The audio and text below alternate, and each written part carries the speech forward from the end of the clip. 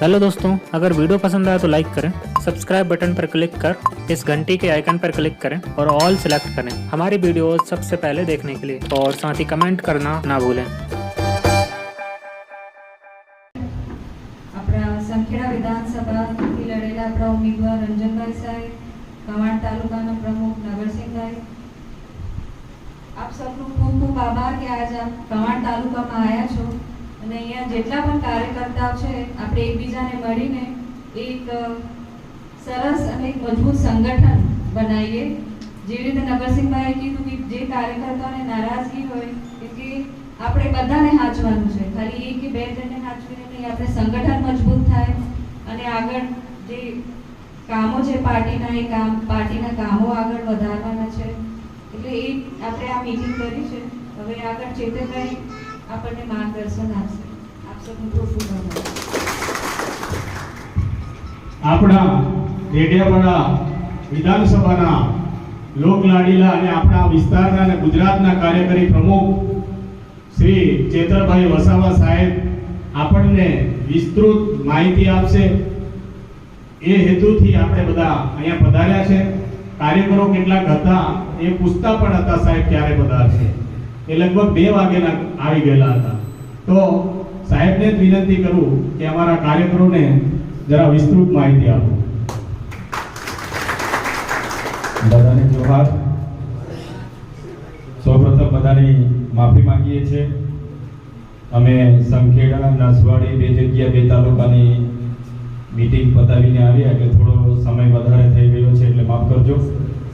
છતાંય ગઈકાલે નાની નોટિસથી તમે બધા મહત્વના લોકો ખૂબ વ્યસ્તતામાં છો, ખેતીના કામ પણ ખૂબ ચાલે છે, છતાંય મહત્વના લોકો તમે ટૂંકા મેસેજથી બધા અહીં ઉપસ્થિત થયા છો ત્યારે તમામ સાથી કાર્યકરોનો, વડીલોનો, યુવાનોનો હું સૌને આવકારું છું। સાથે સાથે નવસિંહભાઈ જે નવનિયુક્ત તાલુકા આમ આદમી પાર્ટીના પ્રમુખ છે એમને પણ આવકારું છું, સાથે જિલ્લા પ્રમુખ રાધિકાબેન, સાથે તમામ પદાધિકારીઓ સૌને હું આવકારું છું।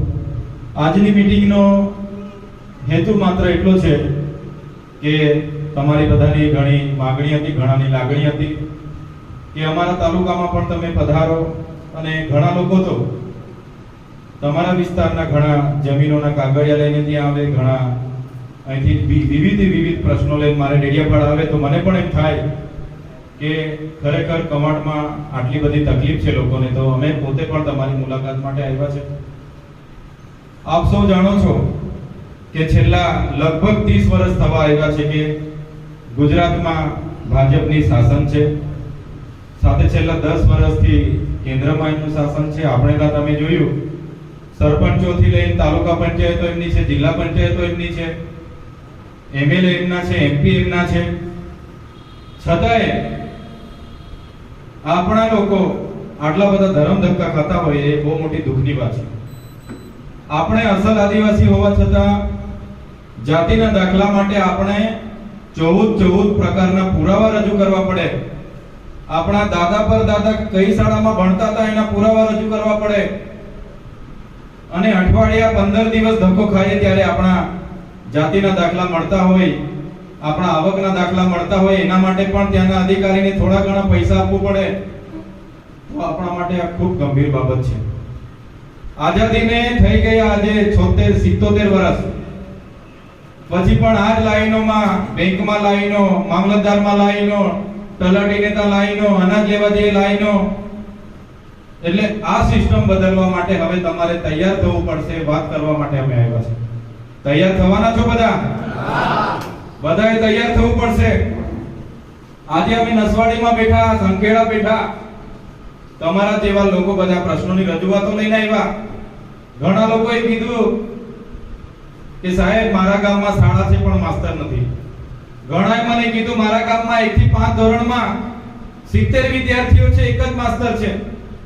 ઘણા વાલીઓએ ત્યાં મને રજૂઆત કરી કે અમારે ત્યાં બાળકો ભણવા માટે 150 જણ છે પણ ઓરડા 2 જ છે। ઘણાએ કીધું 80 વિદ્યાર્થીઓમાં એક જ ઓરડો છે। આવી પરિસ્થિતિ આઝાદીના 75 વર્ષ પછી પણ છે। આજે સરકાર અમૃત મહોત્સવ મનાવે છે, અમૃત કાળમાં આપણે જીવીએ છીએ। છતાં એ માસ્તરો માટે આપણે આંદોલનો કરવા પડે, શાળાના ઓરડા માટે આંદોલનો કરવા પડે, વિદ્યાર્થીઓ અપડાઉન કરીને બસો પૂરતી ના મળે, હવે બાળકો આજુબાજુના ફળિયામાંથી આવતા હોય એને ટ્રાન્સપોર્ટેશન ના મળે. તો આ પરિસ્થિતિ આપણા લોકોની છે, એમાંથી કાઢવા માટે હવે તમારે તૈયાર થઈ જવું પડશે. આજે અહીંયા હમીરપુરા વચ્ચે જે શાળા આવી ત્યાંના વાલી હતા, એમણે કીધું કે અમારા બાળકોને શૌચાલયોને બધું સાફ કરાવતા હતા. એક શાળાના વાલી આવ્યા ત્યાં, એમણે કીધું અમારા બાળકોને મકાનના બાંધકામમાં ઈંટો લઈ જવા માટે અમારા બધા બાળકોને એક બપોર કામે લગાડ્યા. તો આ શું બતાવે છે? સરકારની આપણા વિસ્તારોમાં શિક્ષણ બાબતની જે બેદરકારી છે, નિષ્ફળતા છે, એ વસ્તુ આપણને બતાવે છે. આદિવાસી બજેટ કરોડોમાં બને છે. શિક્ષણનું બજેટ આ ચાલુ વર્ષે 23-24 નું 24-25 નાણાકીય વર્ષનું શિક્ષણનું બજેટ 45,000 કરોડ રૂપિયા હતું. આપણા ટ્રાઇબલ સપ્લાનમાં કરોડો રૂપિયાના બજેટો આવે છે. આ વર્ષે આદિ આદર્શ ગ્રામમાં 60-70 કરોડ રૂપિયા છોટાઉદેપુરમાં આવ્યા. કોઈ ગામ પંચાયત પર ઠરાવ લેવામાં નથી આવ્યો. ડાયરેક્ટ એજન્સી, નેતા અને અધિકારીઓ મળીને આયોજનો કરે છે. અહીંયા મનરેગા યોજના ચાલુ છે. સ્થાનિક લોકોને જે બિનકુશળ લોકો છે, જે બિનકુશળ શ્રમિકો છે, એમને રોજગારી આપવા માટેની યોજના છે. બહારથી મટીરીયલ લાવવાની એજન્સી આ લોકો લાવી કરોડો રૂપિયા, એક પણ ગાડી કપચી, એક પણ ગાડી રેતી, એક પણ ગાડી સિમેન્ટ કે એક પણ ગાડી હળિયા નાખ્યા વગર કરોડો રૂપિયાના બિલો ચૂકવી દીધા. આજે આપણે આવાસની વાત કરીએ છીએ. આવાસ મંજૂર કરાવવા માટે, એના બીજો ને ત્રીજો હપ્તો કઢાવવા માટે પણ આ લોકોને પૈસા આપવા પડે છે. આજે તમે જોઈ લો આપણી સાથે કેટલો ભેદભાવ થાય છે. વ્યક્તિ આપણે સિટીમાં અહીં ડભોઈથી આગળ જાઓ એટલે એમને આવાસ 3.5 લાખ રૂપિયા મળે આવાસ માટે. આપણા ટ્રાઇબલ એરિયામાં, જેટલા પણ રૂરલ એરિયામાં આપણે આવીએ, આપણને આવાસ માટે 1,20,000 રૂપિયા મળે છે. સાચી વાત છે કે ખોટી વાત છે? 1,20,000 જ મળે છે ને. શહેરવાળાને એ જ આવાસ માટે શહેરવાળાને 3,50,000 મળે છે. સમજ પડે છે ને તમને? તો આપણને કેમ અન્યાય થાય છે? કેમ ભાઈ શહેરમાં સિમેન્ટ મોંઘી મળે છે ને આપણા ગામમાં સસ્તી મળે છે? સિમેન્ટનો ભાવ તો હરકો છે ને. કદાચ રેતી આપણને સસ્તી મળતી હોય, આપણે ખાડીમાંથી કાઢવામાં આવે છે, પણ મજૂરી, લોખંડ, સિમેન્ટ, કપચી, બધી જ વસ્તુ શહેરમાં જે ભાવ છે એ ગામમાં બી છે. તો આપણને બી 3.5 લાખ રૂપિયા મળવા જોઈએ કે નહીં મળવા જોઈએ? છતાંય આપણી સાથે અન્યાય થાય છે. એની સામે લડવા માટે તમારે હવે તૈયાર થવાનું છે. આજે રોડ રસ્તા માટે કરોડો રૂપિયા મંજૂર થાય છે. ઉનાળામાં એમના કોન્ટ્રાક્ટરો આવે, રસ્તો બનાવે, એક વર્ષ